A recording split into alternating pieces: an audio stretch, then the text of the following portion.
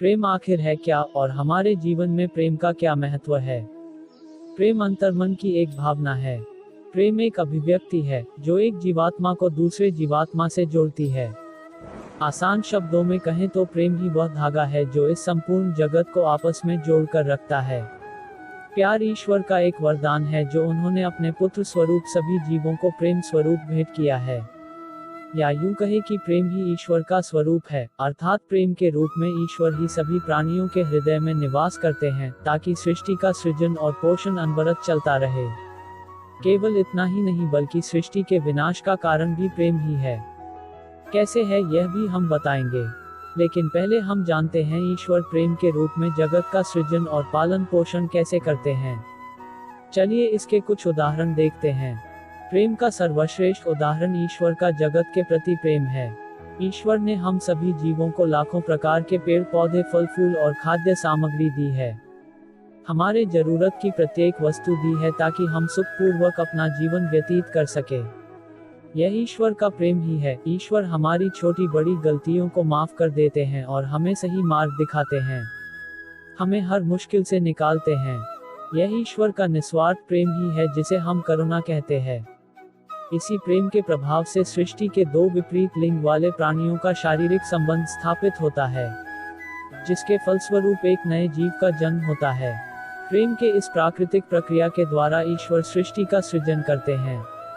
एक माँ अपने बच्चे को निस्वार्थ भाव से स्तनपान कराती है जिसे हम ममता कहते हैं। एक शिष्य अपने गुरु की निस्वार्थ भाव से सेवा करता है, इस प्रेम को हम श्रद्धा कहते हैं। प्रेम के प्रभाव से ही सृष्टि के सभी मनुष्य एक दूसरे की सहायता करते हैं, एक दूसरे के जीवन में सहयोग करते हैं। इसके अतिरिक्त प्रेम के और भी कई सारे रूप होते हैं, जैसे पति पत्नी का प्रेम, भाई बहन का प्रेम, मित्र मित्र का प्रेम या प्रेमी प्रेमिका का प्रेम। परंतु इन सभी प्रेमों में जगह और वक्त के अनुसार से प्रेम का स्तर बदलता रहता है। हालांकि प्रेम तो वही रहता है, बस उसके मायने बदल जाते हैं। परंतु निस्वार्थ प्रेम जहाँ रहता है वहाँ आनंद ही आनंद देता है। प्रेम के बिना जीवन का अस्तित्व ही निरस और अधूरा है। जरा एक बार कल्पना कीजिए, क्या प्रेम के बिना जीवन संभव है? कदापि नहीं। इसलिए कहा जाता है कि प्रेम ही जीवन है। श्रद्धा, भक्ति, ममता, करुणा और स्नेह ये सब प्रेम के वास्तविक स्वरूप है। और एक बात हमेशा याद रखें, वास्तविक प्रेम हमेशा निस्वार्थ होता है। स्वार्थ तो लोग उसमें जोड़ देते हैं, जो इस निस्वार्थ प्रेम को विकृत बना देता है। अब हम विकृत प्रेम के बारे में समझते हैं, जिसका निर्माण मनुष्य के अज्ञान और स्वार्थ के द्वारा होता है। इस प्रेम का नाम है वासना। वासना प्रेम का विकृत स्वरूप है, इसलिए इस प्रेम से कामना, क्रोध, दुख और निराशा उत्पन्न होते हैं। फिर इन्हीं भावनाओं के दुष्प्रभाव से अपराध और अधर्म का जन्म होता है, जो मनुष्य को पतन की ओर ले जाता है। आज हमारे दुनिया में जो मानवीय भावनाओं का असंतुलन पैदा हो रहा है, उसका कारण है निस्वार्थ प्रेम की कमी। सामाजिक रिश्तों की तो बात ही छोड़िए, आजकल पिता पुत्र में प्रेम की कमी है, भाई बहन में प्रेम की कमी है, पति पत्नी में प्रेम की कमी है, जो इस निस्वार्थ प्रेम की कमी का संकेत है। जो बचा खुचा प्रेम है वह भी मनुष्य के स्वार्थ का शिकार हो गया है। इसलिए आजकल हर जगह प्रेम की शिकायत सुनने को मिलती है। कुछ लोगों को तो प्रेम के नाम से ही नफरत है, क्योंकि प्रेम का सही अर्थ तो किसी ने समझा ही नहीं है। प्रेम का सही अर्थ है निस्वार्थ भाव से किसी के प्रति अपना सर्वस्व समर्पित कर देना, अपने प्रेमी के हित और खुशी के लिए अपनी खुशियों का खुशी खुशी त्याग कर देना। प्रेम जीवन देता है, जीवन लेता नहीं है। प्रेम तो परमात्मा के समतुल्य पवित्र और महान है, परंतु मनुष्य ने इस पवित्र और महान प्रेम को उसके स्तर से गिराकर कामना और वासना तक ही सीमित कर दिया है। इसलिए आज यह स्वार्थी प्रेम हत्या और आत्महत्या का सबसे बड़ा कारण बन गया है। जिस तरह इस स्वार्थी प्रेम का दुष्प्रभाव हमारे समाज में दिन प्रतिदिन बढ़ता जा रहा है, वह निश्चित ही सृष्टि के विनाश का सूचक है। इसलिए अगर प्रेम करें तो निस्वार्थ प्रेम करें, अन्यथा इस पवित्र प्रेम को दूषित ना करें। वस्तु के परे अनंत है, व्यक्ति के परे प्रेम है। घटना, व्यक्तित्व और वस्तु में फंस जाना माया है। घटना, व्यक्तित्व और वस्तु के परे देखना प्रेम है। देखने का जरा सा ही फेर है। प्रेम के प्रकार। प्रेम के 3 प्रकार होते हैं। प्रेम जो आकर्षण से पैदा होता है, जो सुख सुविधा के लोभ से पैदा होता है, और दिव्य प्रेम। प्रेम जो आकर्षण से पैदा होता वह क्षणिक होता है क्योंकि वह अज्ञान या सम्मोहन के कारण से होता है। इसमें आपका आकर्षण से जल्दी ही मोह भंग हो जाता है और आप ऊब जाते हैं।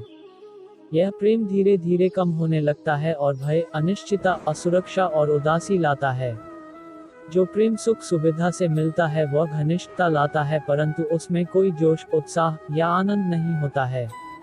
उदाहरण के लिए आप एक नए मित्र की तुलना में अपने पुराने मित्र के साथ अधिक सुविधापूर्ण महसूस करते हैं क्योंकि वह आपसे परिचित है।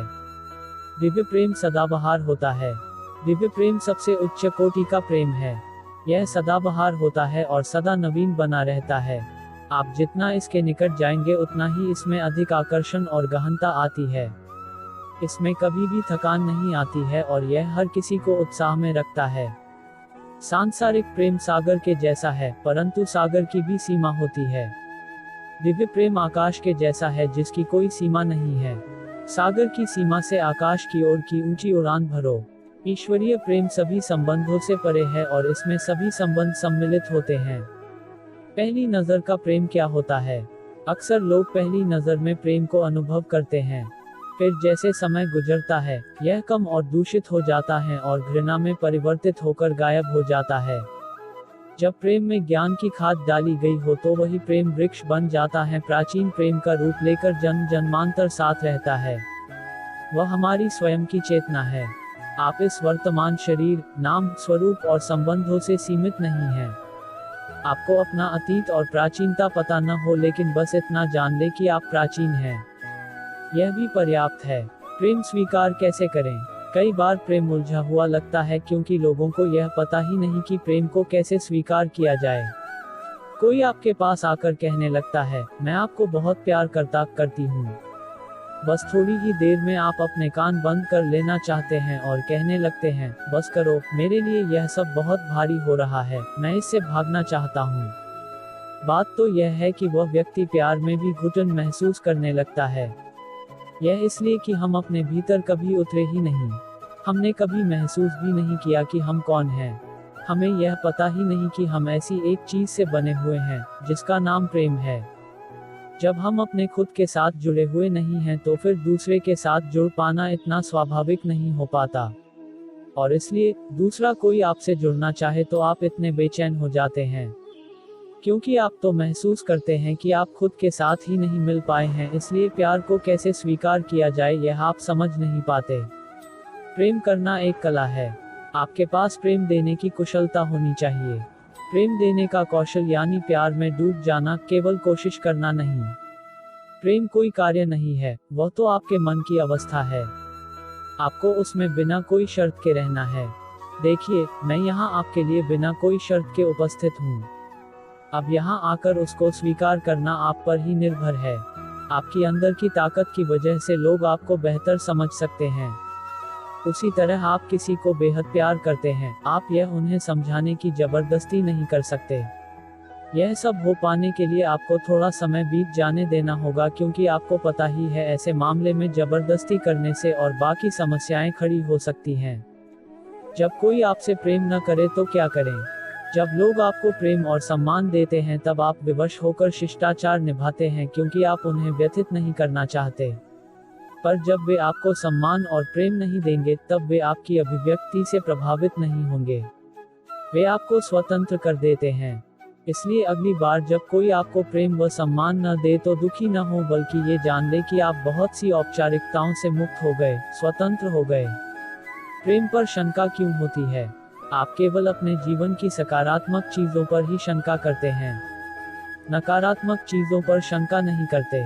आप किसी की ईमानदारी पर शंका करते हैं और उसकी बेईमानी पर विश्वास। जब कोई आपसे नाराज होता है तो उसकी नाराजगी पर आपको कोई शंका नहीं होती, पर जब कोई कहे कि वे आपको प्रेम करते हैं तभी शंका आ जाती है और आप सोचने लगते हैं, क्या सच में वे मुझसे प्रेम करते हैं? जब कोई आपके प्रेम पर संदेह करे तो क्या करें? आप वास्तव में किसके साथ सहज और स्वच्छंद अनुभव करते हैं? उनके साथ जो आपके प्रेम पर संदेह नहीं करता, जो निसंदेह विश्वास करता है कि आप उसको प्रेम करते हैं, है ना?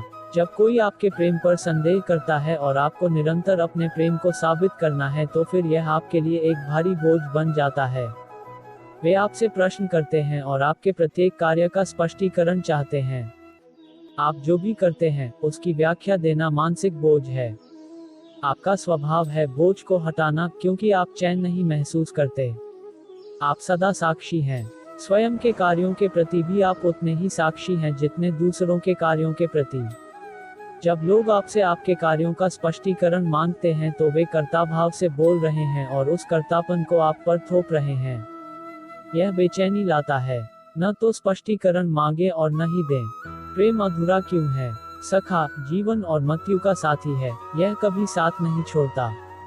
सखा को केवल प्रियतम चाहिए, उसे ज्ञान या मुक्ति की परवाह नहीं। उत्कंठा तृष्णा के कारण प्रेम अधूरा है। उसका प्रेम असीम है और अनंतता में कभी पूर्णता संभव नहीं। उसका प्रेम अनंत अपूर्णता में पूर्ण है।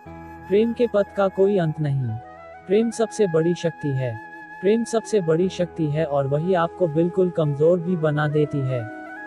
इसलिए ईश्वर नहीं चाहते कि आपका प्रेम और विश्वास और अधिक बढ़े। अत्यधिक प्रेम और निष्ठा से आप ईश्वर को कमजोर बना देते हैं। इसलिए ईश्वर के लिए तो यही अच्छा है कि आपकी श्रद्धा भक्ति कम रहे। सब कुछ तो वैसे ही चलता रहेगा। प्यार को प्यार ही रहने दो, कोई नाम ना दो। प्रेम को केवल प्रेम रहने दो, उसे कोई नाम ना दो।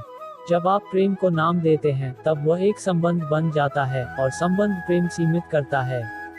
आप में और मुझ में प्रेम है, बस उसे रहने दीजिए। यदि आप प्रेम को भाई बहन माता पिता गुरु का नाम देते हैं तब आप उसे संबंध बना रहे हैं। संबंध प्रेम को सीमित कर देता है। स्वयं अपने साथ आपका क्या संबंध है? क्या आप अपने भाई पति पत्नी या गुरु हैं? प्रेम को प्रेम ही रहने दो, उसे कोई नाम ना दो। दोस्तों इस वीडियो में इतना ही। मिलते हैं अगले वीडियो में। आपको वीडियो कैसा लगा कृपया कमेंट कर अवश्य बताएं। आपके किसी भी प्रश्न एवं सुझावों का स्वागत है। धन्यवाद। जय श्री कृष्णा।